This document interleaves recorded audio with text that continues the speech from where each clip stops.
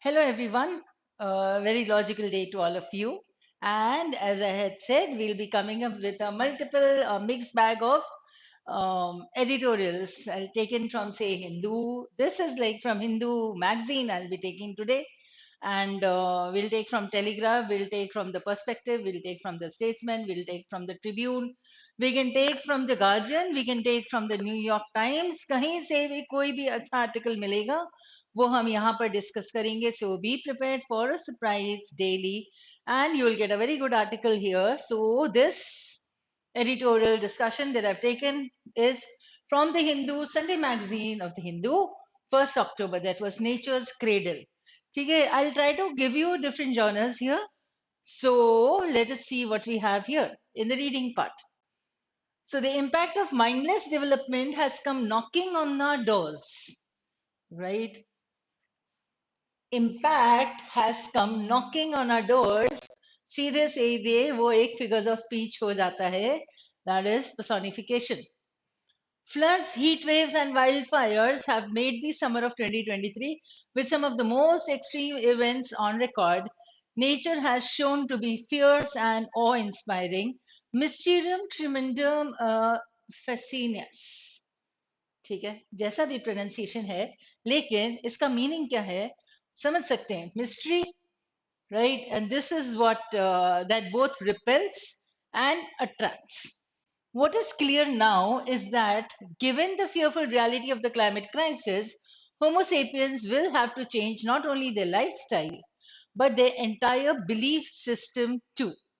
Homo sapiens, those who do not know, should know that Homo sapiens stands for human beings, right? वैसे Sapient यानी knowledge हो जाता है, intelligence हो जाता है, होमो यानी एक जैसे हो जाता है. Once a nun and now an accomplished commentator on transcultural understanding, Karen Armstrong has written a timely treatise. Timely treatise का मतलब होता है कि सही समय पर इन्होंने एक treatise लिखी है. क्या है उसमें वो देखते हैं. The name is Sacred Nature, on reconnecting with nature to rekindle our sense of the sacred. Right. Rekindle यानी फिर से उसको जला देना, फिर से उसको ले आना. As children, we do have a silent receptiveness of the natural world, but with age, a sense of superiority takes over. Silent receptiveness मतलब हम रिसीव करते हैं, ठीक है, हमें पता है. जब बच्चे होते हैं तब हम समझ सकते हैं कि नेचर ऐसा है and we are receiving from it. जब हम बड़े हो जाते हैं तो हमें घमंड आ जाता है. Sense of superiority takes over. Our all absorbing technological living has alienated us from nature. Alienated, alien का मीनिंग होता है strange. Alienated का मतलब होता है estranged.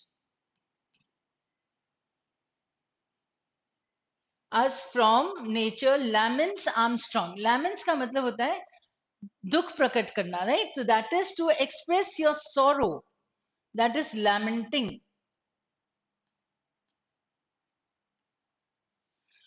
Even in a place of extreme natural beauty, we talk on our mobiles or scroll through our social media. हाँ, ये you will be relating to this, right? You can easily relate to this.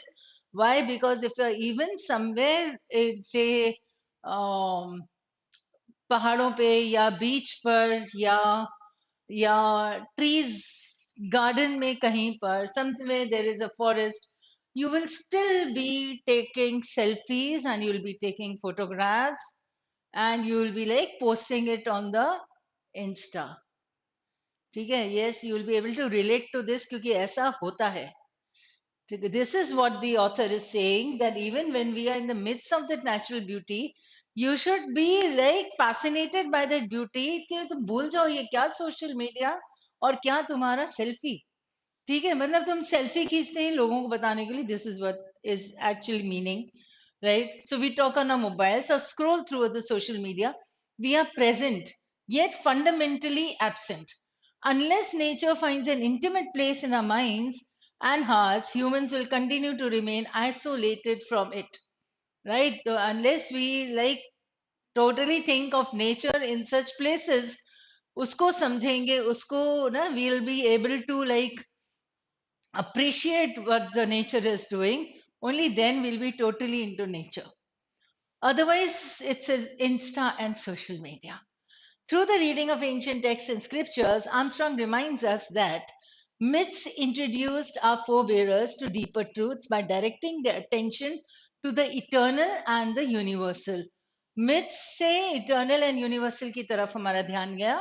It is, however, another matter that with the astonishing success in science and technology during the 18th century, myths were discontinued as false and primitive, right? Earlier, through the myths, we get to know many things, we got to know many things, and now, because of science, because of technology, we consider all these things as false and primitive. अभी अगर हम myth को सुनते हैं या बोलते हैं या we hear something about it, right? It is said like, how is it possible?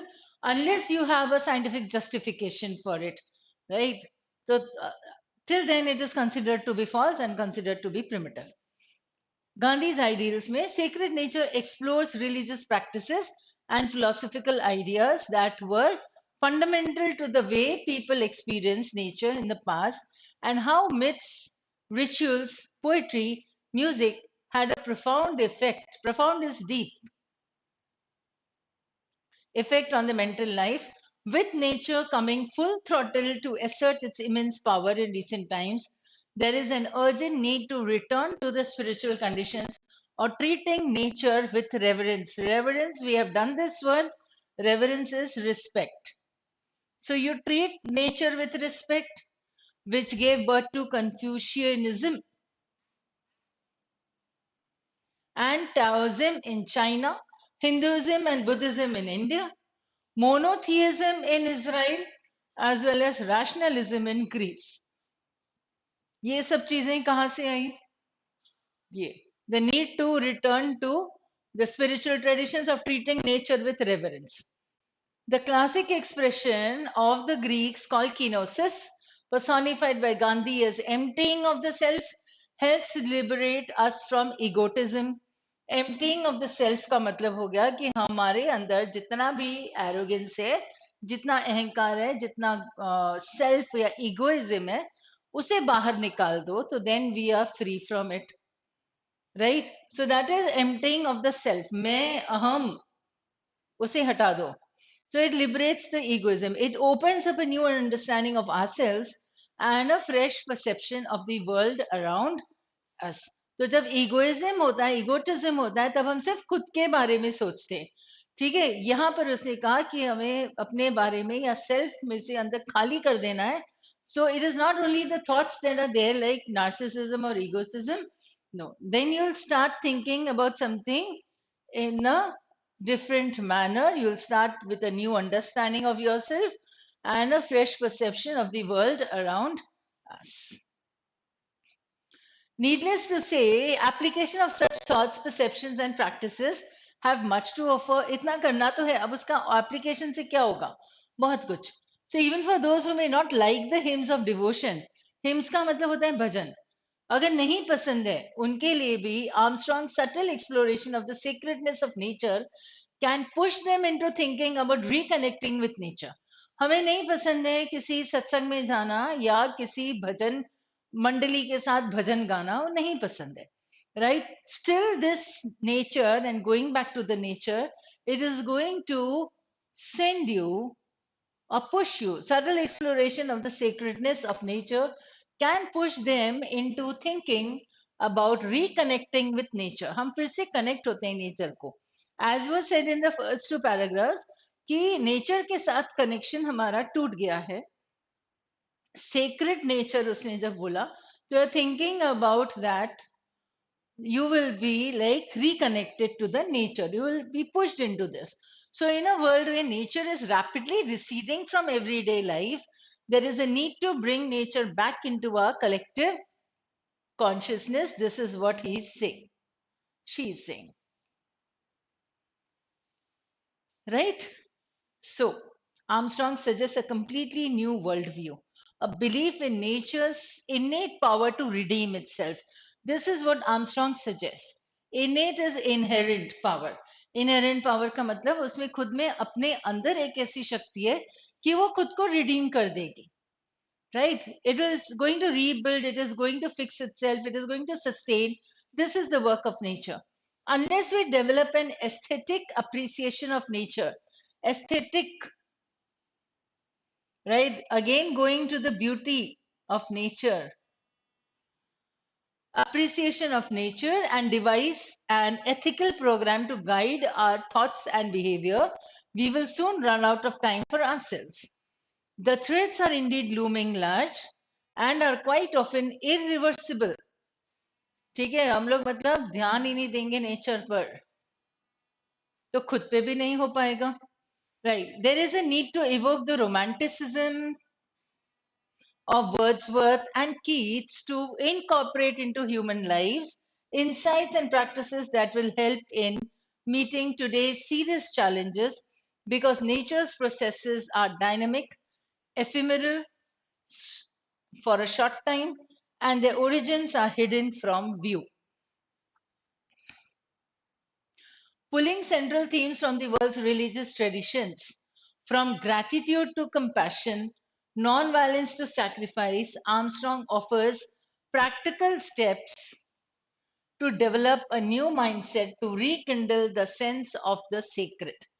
भूल जाते हैं हम sacred को, कुछ समझ नहीं आता है, हम सिर्फ सेल्फीज में बैठे हैं, इंस्टा पे बैठे हैं, right? So, going back, reflective and insightful. The book is a primer on how environmental science needs to be redesigned as a subject.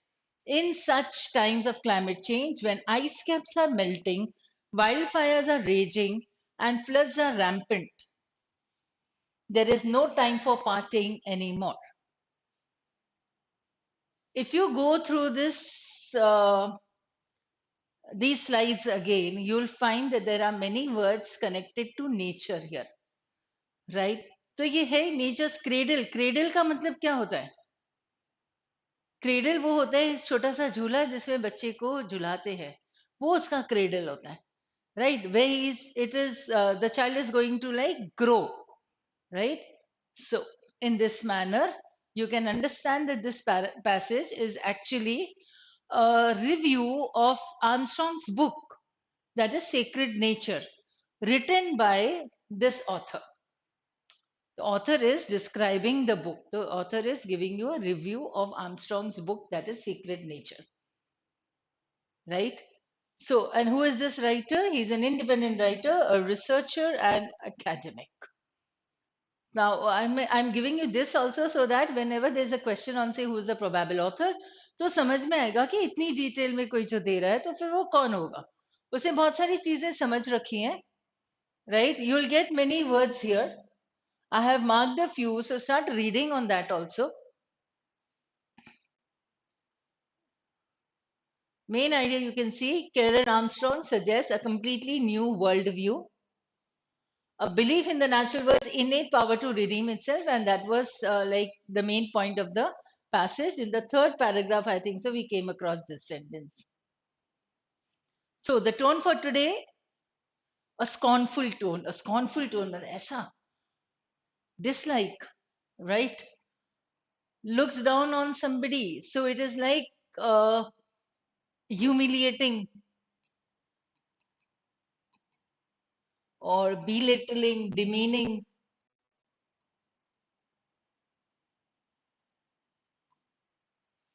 Criticises, क्योंकि जो काम अच्छा नहीं होगा, डिसअप्रूवल होगा, तो क्रिटिसिज्म भी होगा ही सही. You can resort to name calling यानी किसी का वो कर लेना, नाम खराब कर लेना, किसी को कुछ बुलाना, उसे अब्यूज करना, या क्या बोल सकते हैं हम इसे, मड स्लिंगिंग करना. Even that is okay. जैसे नेम कॉलिंग होता है वैसे मड स्लिंगिंग भी हो सकता है. किसी के नाम पर कीचड़ उछालना, किसी का नाम गलत करना. क्वेश्चनिंग पीपल्स मोटिव्स, अच्छा ऐसा तुमने किया, आई डाउट. ठीक है, डाउट करा तो मतलब उसको you are doing this, see that was extreme carelessness on your part.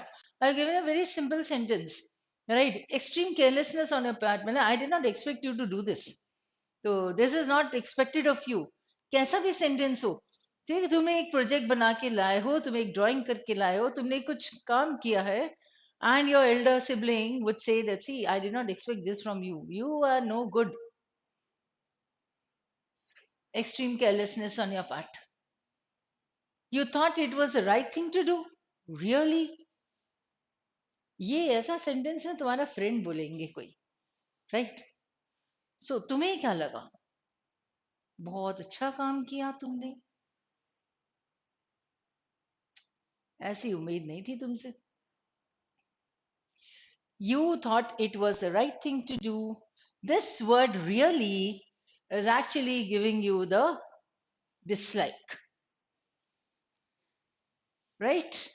So, देखना, author का tone हमें समझ में आ जाएगा if we are going through such minute things. And that's all for today. And thank you and stay logical and see you soon again.